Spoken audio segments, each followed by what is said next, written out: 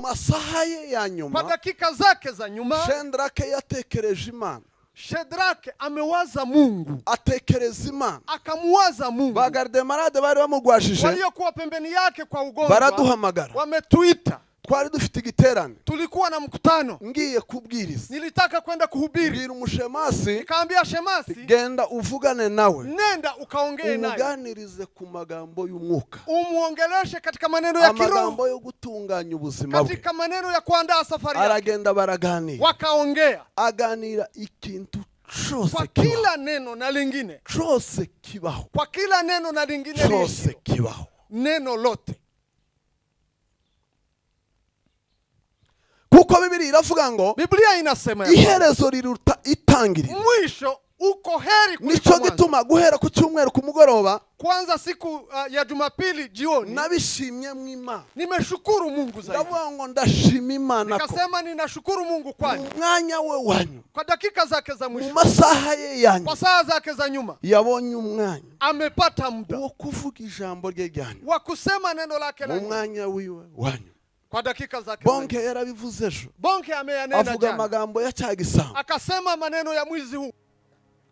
twongeye guca bugufi kubw'ijambo ryawe. Uyu ni wa mugoroba waruhishe mu mugambi wawe, uyu ni wa mugoroba tutigeze kubona gutekerezaho, ariko kuko uhishuye kuri twe, tugushimiye kuko ari wo mugambi wawe kuri twe. Duhagurukanye ijambo ryo guhumuriza ubwoko bwawe, atari amagambo yacu cyangwa y'iwacu. Turasaba kugira ngo dufashe twabagiye kuvuga, ufasha bicaye, ufasha bari kure, ijambo ryawe ribashe kugira icyo rikoze, kugira ngo icyubahiro kigusubirire. Ni mu izina rya Yesu dusenze, amen. Aguhe mikrofone.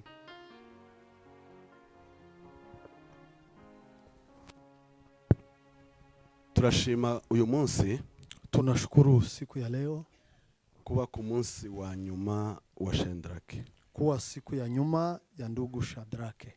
Uyu munsi urahenze cyane, hii siku ni ya thamani sana, kubera kuko mu buzima bwe bwa buri munsi, kwa sababu kila siku za maisha yake ya kila leo, icyo yaharaniraga wari uyu, kile alichokipigania ni leo. Nico gituma ibyo yakoraga byose, kwa sababu siku alivyovifanya vyote, byari ko bitegura uyu munsi, ilikuwa ikiandaa leo. Uyu munsi igituma abantu basize ibyabo bangana gutya, siku kulia leo, kwa sababu watu wameacha kazi zao kugira ngo baze gufatikanya n'uyu muryango, ili waweze kusaidiana na jamaa hii. Nuko Shadrake yabaye umuntu w'umuryango we, ni kwa sababu amekuwa mtu wa jamaa lake. Shadrake aba umuntu w'abantu, Shadrake akakuwa mtu wa watu, aba umuntu w'igihugu, akawa tena mtu wa inchi. Kumwanamira rero, leo kuwa katika matanga yake, nuko ari umuntu w'umugabo, ni kwa sababu yeye ni mwanaume wakoze iby'abagabo, ambaye amefanya tendo la kiume. Nico gituma twokumva ko iminsi twokwiyongeraho yindi, hata tuzidishe siku juu ya hizi, kugira ngo tubashe kuza kumwanamira, ili tuweze kufanya matanga yake, kubera yuko kwa sababu mtu arenze kuba umuntu gusa wo mu muryango we, ni zaidi ya jamaa lake.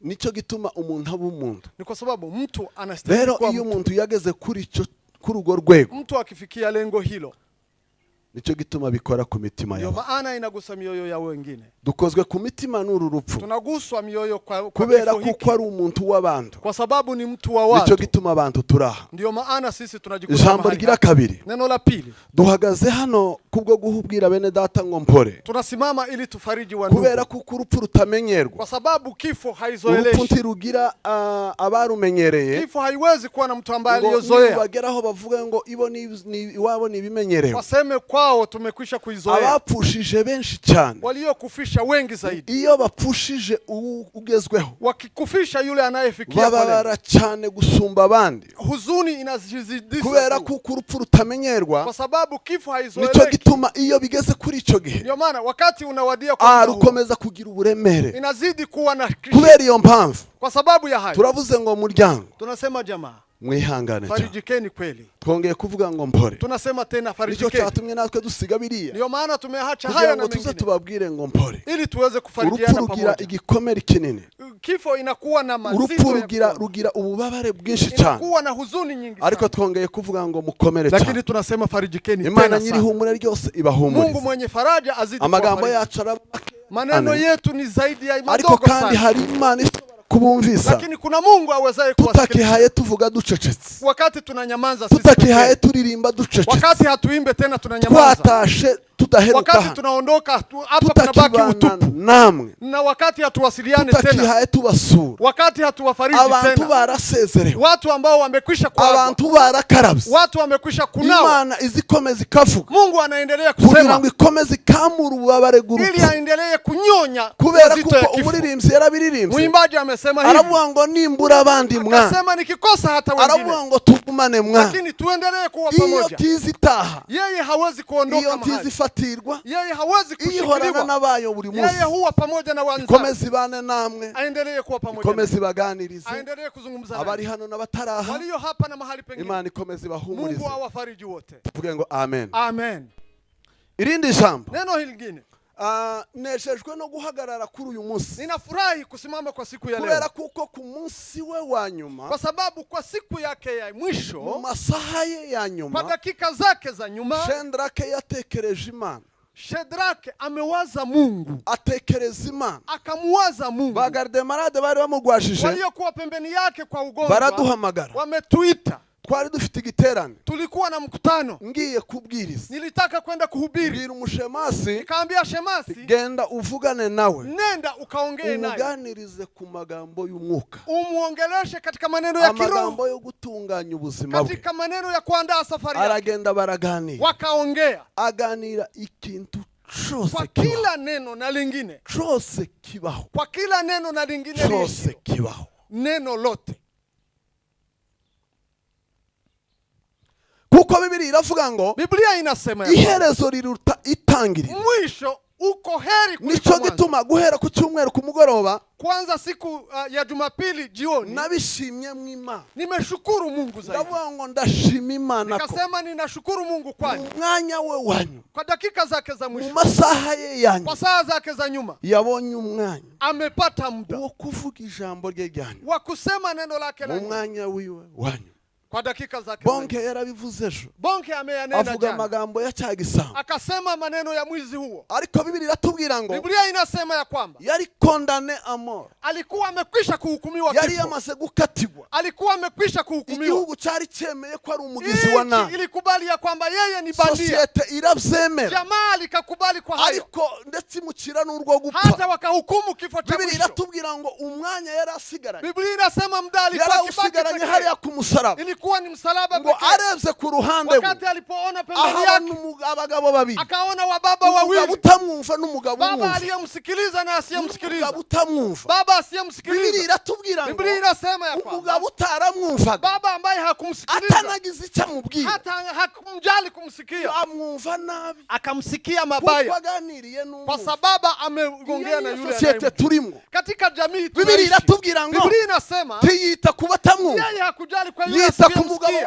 Lakini akabaki pani. Ngo habayeho guhishurirwa. Kumekuwa ufunuo. Ngo kandi guhishurirwa kwa kera. Ufunuo wa zamani. Utari ukubu nyine. Si wa kisasa. Biblia iratubwiye ngo umwanditsi aravuga ngo mwandishi amesema ngo kera zamani ngo habayeho revelation. Kumekuwa ufunuo. Ngo iyo yahishurirwa. Ufunuo huo ngo ryaravugaga ngo ilisema nini? Ngo mwana w'umuntu.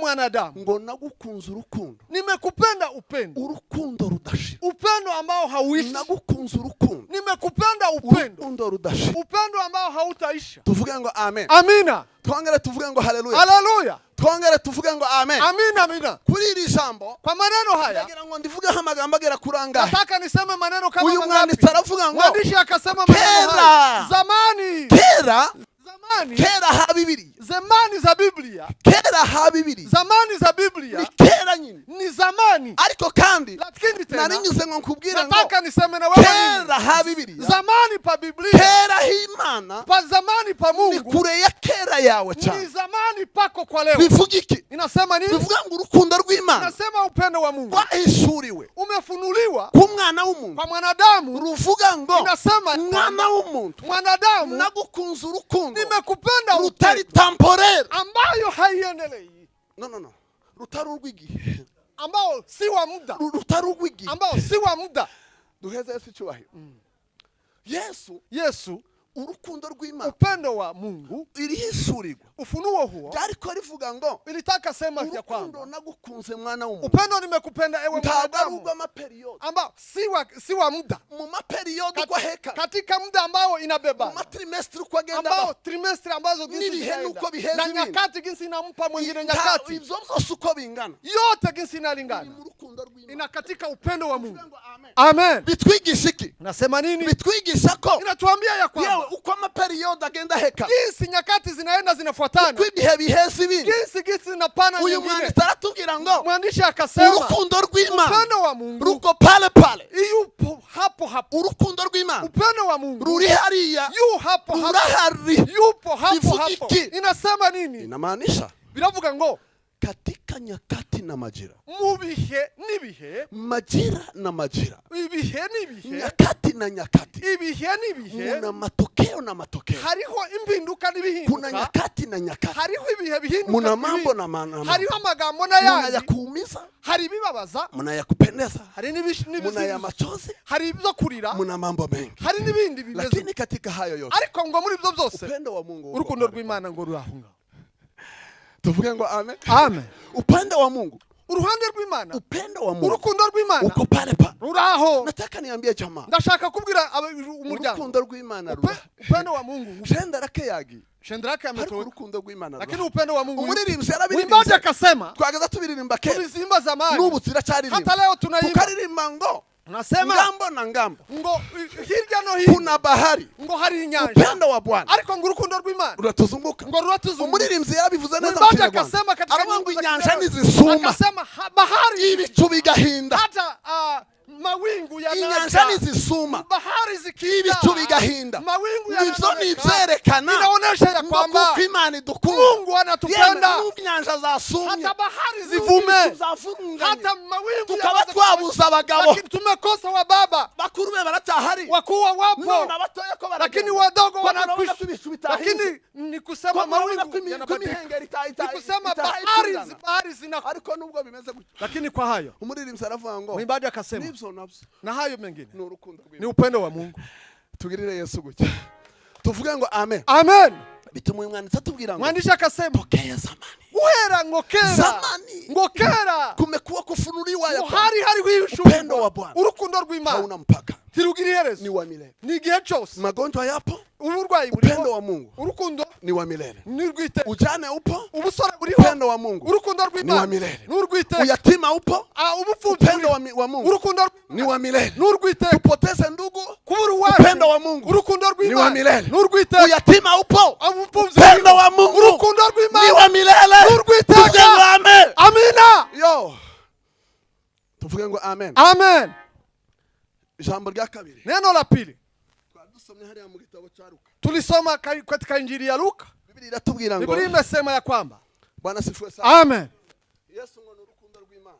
Yesu ni upendo wa Mungu. Yesu ni urukundo rw'Imana. Yesu ni upendo wa Mungu. Biblia iratubwira ngo Imana ni urukundo. Biblia inasema Mungu ni upendo. Kandi Biblia ikatubwira ngo Tena inasema ngo kuko Imana yakunze abari mu isi, kwa maana Mungu amependa ulimwengu isohoza urukundo yo gutanga umwana. ikajidhihirisha kwa upendo wake kwa kumtoa Yesu. Biblia ikatubwira ngo urukundo Biblia inasema ni upendo ikimenyetso cy'urukundo ni rw'Imana. ishara ya upendo wa Mungu. Ndavuga Yesu nk'urukundo rw'Imana. Yesu kama upendo wa Mungu. Mvuge n'amatokeo y'urukundo Hata rw'Imana. tuseme matokeo ya upendo wa Mungu katika nyakati ngumu.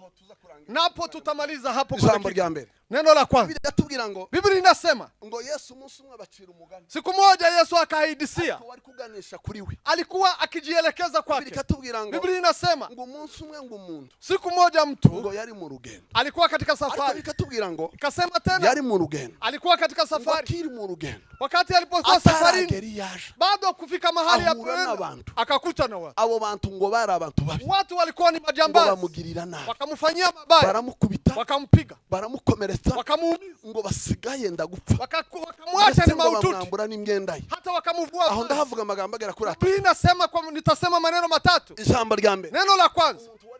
Mtu alikuwa safarini. Sobanuye twebwe mu rugendo. Inamaanisha sisi katika safari. Sisi ni katika safari. Biblia inasema neno la pili. Yari mu rugendo. Alikuwa katika safari. Ahuramwo n'ibihe bibi. Akakutana na nyakati mbaya na watu wabaya wakamfanyia mabaya. Hawa watu mabaya inamaanisha shetani na watu wake. Biblia inasema katika safari hii kulikuwa mtu. Tuvuge ngo amen. Amen. Uyu muntu mtu huyu yari afitiye avuye, alikuwa mahali ametoka, kandi yari afitiye agiye. Tena alikuwa na uelekeo. Bisobanura iki? Inamaanisha nini? Bisobanura kuko inasema ya kwamba katika nchi, turi abagenzi, katika dunia bafitiye tuhaye tuva, tuna mahali tunatoka hapo na mahali tuelekea. Ariko kandi tena hagati aho, katika kati hapo hari ama event, kuna mabadiliko, hari ibihe, kuna nyakati, hari ibintu, kuna vitu. Kintu cha mbere, kitu cha kwanza, habaho guhura, kuna kukutana, habaho guhura k'uyu muntu, kuna kukutana kwa watu n'aba bantu, na watu. Biblia tubwira ngo Biblia inasema kumukubita no kumukomeretsa, kumupiga na kumuumiza no kumwambura ibye, na kumuondoa mavazi yake. Bigereranyije ubuzima bw'abantu muri kino gihe, ni maisha ya watu katika nyakati hizi. Muri Kiswahili, mwimbaji wa Kiswahili amesema, mu Kiswahili aririmba, amesema kwa Kiswahili, aravuga ngo ulimwengu huu, aravuga ngo muri iyi matata na kuchoka, ngo umuruhono kuba nikihitaji kitu, iyo ninafadhaika bure. Ngumva mbabajwe n'ubu. Biblia ikatubwira ngo Biblia inasema abo bantu ngo bamugirira uko kumva, watu wakamufutana hayo. Ariko Biblia ikaza kutubwira, Biblia inasema tena nyuma yabo bantu, baada ya watu hao haza n'abandi, kukakuja na wengine. Ariko ngo abo bantu, watu hao bari bambaye imyambaro, walikuwa wakivaa mavazi ambao ikiwamaanisha iyo myambaro yao, mavazi hao ngo yari bagaragaza ko ari abanyadini, ilimaanisha ya kwamba ni watu wa kidini. Biblia ikatubwira ngo Biblia inasema ibo ntibagira icyo bamutwara, hawakumgusa, ntibagira icyo bamutwara, hawakumfanya chochote, ngo basanze yakubiswe, walikuta amepigwa, ariko kandi ngo yakomerekejwe, tena ameumizwa, kandi ngo yenda gupfa, tena alikuwa maututi. Ariko bikatubwira ngo nasemekana ngo abo bantu, watu hao bamubona mu bihe bibi, walimuona katika nyakati mbaya z'ibikomeri, ya udondadonda, zo kwambara ubusa, ya kuvaa uchi, zo kugirirwa nabi, ya kutendewa mabaya. Ndetse ngo bamwitegereje, walipomtazama babona gusona agatima kahegatera, wakaona kuna baki tu moyo ikidunda kidogo. Ikatubwira ngo Biblia inasema barakikira, wao wakajipenyeza, wakapita, baca ku ruhande, wakapita pembeni. Aba bantu, watu hawa bagasobanura itorero ry'imperuka, wanamaanisha kanisa la siku za mwisho, itorero ritarimwo Kristo, kanisa lisilo na Kristo, itorero ritarimwo Kristo, kanisa lisilo na Kristo. Biblia ijambo ry'Imana, Biblia neno la Mungu, ngo ikatubwira kuko inasema ya kwamba abo bantu ngo bisobanura bavuga ngo watu walijifasiria wakisema constitution itugenga, sheria ambazo zinatuhusu sisi hazituhusu kugira icyo twogukora, tukuguse sisi, kandi hari icyo twari gukora, baada tungelifanya kitu, ariko tukibujijwe n'amategeko. Lakini kwa sheria zinazotuhusu, tuvuge ngo amen, amen, tukibujijwe n'amategeko, sisi sheria zinatukataza, tubujije kugira icyo twakora, nizo zinatusababisha, ariko icyo gukora, lakini cha turakizi, tunakijua, tuzi icyo twari gukora, tunajua kile ambacho tungelikifanya, tuzi icyo twari gukora, tunajua kile ambacho ariko tukibujijwe n'amategeko. Lakini kwa sababu ya sheria, ikindi cya kabiri, neno la pili, tukibujijwe n'idini ryacu, ni sababu ya dini leo, idini ryacu nanyo ntiritwemerera, ntiritwemerera kugira icyo twobikoraho. Biblia ikatubwira ngo bituma bakikira, wao wakapita pembeni. Tuvuge ngo amen, amen, ngo bituma bakikira, wakapita pembeni. Biblia ikatubwira ngo, Biblia inasema ngo nyuma yabo bantu, baada ya hao watu, ngo haza Msamaria w'imbabazi, ukakuja Msamaria mwema. Tuvuge ngo amen, amen. Muri iyo nzira, kwa njia hiyo, ntabwo ari babantu gusa bari, si watu ambao walikuwa wakipita, si Msamaria w'imbabazi gusa, si Samaria mwema tu, si Msamaria w'imbabazi, si Samaria mwema tu, harimo n'ababagizi ba nabi, kulikuwa na wajambazi, harimo n'abanyadini, kulikuwa na wenye dini bishingikiriza ku mategeko, ambao wakisimamia kwa sheria. Ariko Biblia ikatubwira ngo wa Msamaria ngo ahageze, Samaria alipokuja, ngo ahageze, alipokuja, ngo yitegereze uwakomerekezwe, tazama aliyesruhi, wari wakomerekezwe, ambaye walimuumiza kwa ngo yasuraga Kristo, yeye alimaanisha Kristo, urukundo ruramusaba, upendo ukaja kwake, urukundo ngo rumuzamo, upendo ukaja aravuga pake. ngo nubwo ntamuzi, Akasema hata kama nubwo simjue, tudasengana, hata kama hatuombi nubwo pamoja, tutabana mu itorero, hata kama hatuishi kwa nubwo kanisa, tutabana muri sosiyete, hata kama hatuishi ariko katika icyo nzi jamii, gusa lakini ninachokijua ari muri beswe, iko katika akeneye umuntu, iko katika hali akeneye ya umuntu, anahitaji, akeneye umuntu. anahitaji.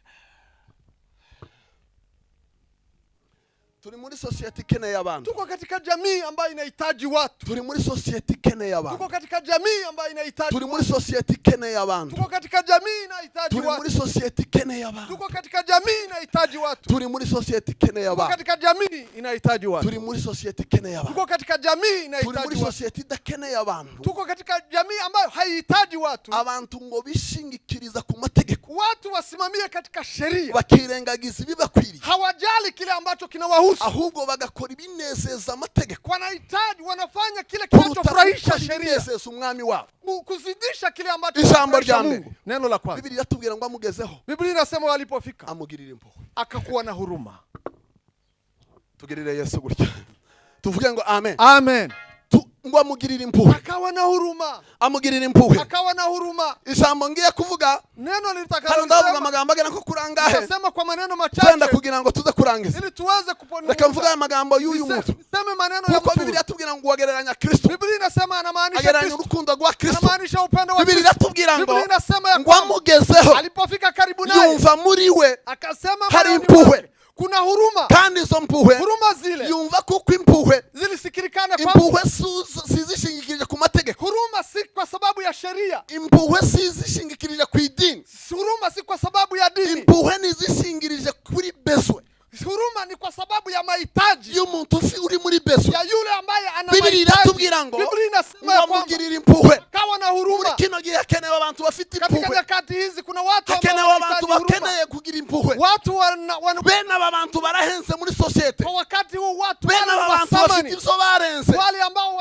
barenze wamekwisha constitution y'imiryango ambao yabo, wamekwisha kuzidi sheria za barenze jamaa, imiryango yabo, ambao wamekwisha barenze kuzidi jamaa, constitution amateka y'ibihugu vyabo, ambao historia za nchi bagera yao ku rwego wamefika kwa lengo kugira wa mutima wari muri ya Kristo, kuwa na huruma ambaye alikuwa moyoni kubaza mwa Kristo, kurengera umuntu ili waweze kusaidia atari uko mtu, bamuzi, kwa sababu hawamjui, ahubwo nuko ari muri beso. kwa sababu iko katika mahitaji. Twongere tuvuge ngo amen. Amen. Icyo ngira ngo mbwire umuryango, Ninataka kuambia jamaa, Yesu tuvuga ko urukundo Yesu rw'Imana ambaye tunayesema kwa upendo wa Mungu, ntacazishingikiriza, yeye hatasimamia kwa kitu, tazishingikiriza ku idini, kwa dini, tazishingikiriza ku mategeko, hatasimamia kwa sheria, azishingikiriza ku mbabazi ziwe. atasimama kwa huruma Umwanditsi zake. yaranditse aravuga ngo Mwandishi ngo amesema ku imbabazi ze kwa sababu ya rehema ngo zake nyingi zihora zunguka uko bukeye, zinaendelea ngo kufaidika nizo siku kwa siku, zituma tudapfa ngo dushire. hizo ambazo zinasababisha Izo mbabazi tufe. ziwe, Huruma zile, izo mpuhwe ziwe huruma zile zituma buca bukira. zinasababisha Reka nongere mvuge mushumba we, acha niseme uzongera buce, itakuja uzongera bwire,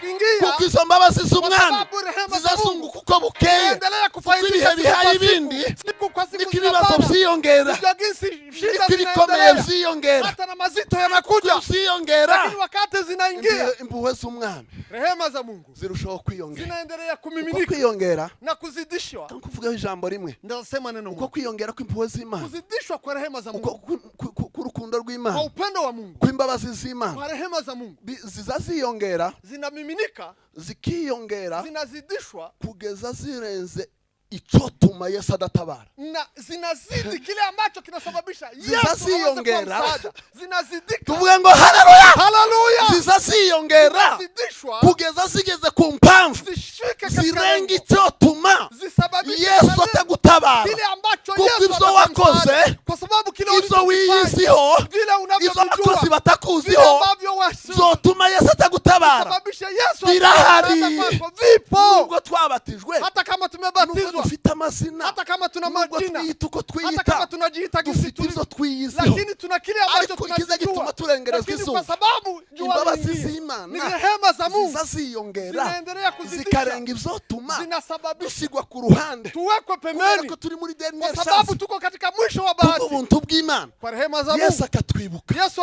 azibuka abana, atakumbuka watoto, abibuke ku manywa, awakumbuke abibuke mchana, amasomo afunguye, awakumbuke katika mwanzo abibuke wa garanti masomo, yashize, akata kubera garanti ko imbabazi imeisha, zayo kwa sababu rehema za Haleluya zihora zunguka. zinaendelea kuzidisha. Ijambo rya kabiri, Neno la pili, Biblia iratubwira ngo Biblia inasema ya kwamba ngo ava ku ndogobe, akatoka katika punda punda. akatoka juu ya punda Akatoka juu ya punda. arururuka Akajishusha. umva irindi jambo Neno hili. igituma abantu bunyine Kwa sababu watu batari mu kurengera abantu ambao hawasaidie bari wengine. gushaka kugira icyo bafashije abantu Wanataka kuwasaidia Basanga wengine. bari hejuru y'ipunda. Wanajikuta juu ya Biblia punda. zitubwira ngo Biblia inasema mu ya kwamba mategeko ya Biblia katika sheria mu za gitabo Biblia, cya Biblia katika Biblia usomye igitabo cy'Abalewi ukisoma wale kiratubwira inyamaswa zizira inatuambia Wanyama laana. nyama laana. na waranagise muri izo nyamaswa Nyama najisi hizo harimo ipunda. kuna punda. Punda ni mnyama najisi. Punda ni nyamaswa ikizira. Bivuga iki? Inasema nini? Ngo yavuye ku ipunda Alitoka katika punda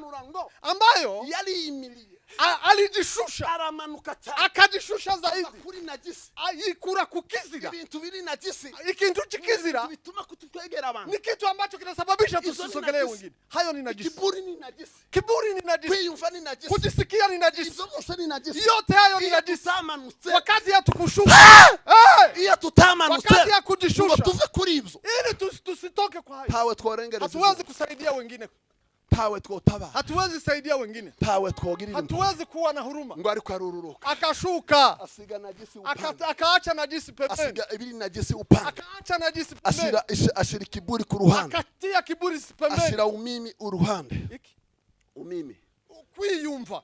ngo arangize, Baadaye ngo aramanuka akashuka, yegera umuntu utazwi, akamsogelea asiyejulikana, udafite izina, asiyekuwa na jina, ariko ari muri bezo, lakini alikuwa kwa mahitaji. tuvuge ngo amen, Amen, twongere tuvuge ngo haleluya, amen, twongere tuvuge ngo amen, amen. Biblia ijambo ry'Imana Biblia inasema ya kwamba ngo arangize, baadaye ijambo rigira gatatu, neno la tatu, ngo aramwegura, akamsimamisha, aramwegura, akamsimamisha, aramwegura, akamsimamisha, aramwegura, akamsimamisha, aramwegura. akamsimamisha. Reka nkubwire musho, Niseme mchungaji, abana ntibazabura babegura, watoto hawatakosa wa hariho abantu kuwasimamisha. bamanutse muzaza, Kuna wale ambao wamejishusha hariho kwa ajili abantu ya bamanutse kuwasimamisha. muvyeyi we, Kuna wale ambao hariho wameshuka, abantu bamanutse kuna wale wamejishusha bazabegura babuze ambao cegura, bazabegura abantu badafite cegura, ngo wasiokuwa na msaada. aramwegura, Akamsimamisha, aramwiyegamiza, akamkumbatia, akambabwira ngo muri iyi nzira akasema katika harimo abantu safari hii bokwegura abandi, kuna watu ambao wanaweza badishingirisha ku kusimamisha wengine, madini, ambao hawasimamishi badishingiriza ku madini, mazina, ambao hari madini abantu bari mu hapana, kwegura abandi, watu wanasimamisha. Haleluya! hari abantu bari mu kwegura Kuna abandi, watu wanawasimamisha wengine badishingikirije ku matoshi, ambao si wale ambao wana badishingikirije ku matoshi, imyenda bambaye, amazina bambaye, majina bari wanayo, bambaye ibikanzu bigaragara, walikuwa na matoje ya kusikilikana ya kwamba wao ni makuhani. kugira ngo biyobikira ku ruhande, Hao wakapita haza pembeni, umuntu utambaye toshi, kulikuja mtu ambaye Umusha havai, kuko ari umunyadini, ambaye ariko alionekana kama yari dini, afite umutima, lakini alikuwa na moyo. yatubwira ngo ari Biblia namwegura. inasema ya kwamba Reka kubwira akamsimamisha. ngo muri iyi nzira Nikasema katika ntabwo safari uzabura hii bakwegura, utakosa iyi wa nzira irimo abantu kukusimamisha. bakwegura Kuna abandi, watu ambao wanaweza abana barahabeguwe kusimamisha n'abandi, wengine. Watu wengine abana wapo hapo barahabeguwe n'abandi, wamesimamishwa. Kuna wengine nawe weguwe wamesimamishwa. n'abandi, Na wewe umesimamishwa hari abakweguye wengine. cya gihe, Kuna walio nabo barataha ari muri iyi nzira, nawe bazakwegura. wapo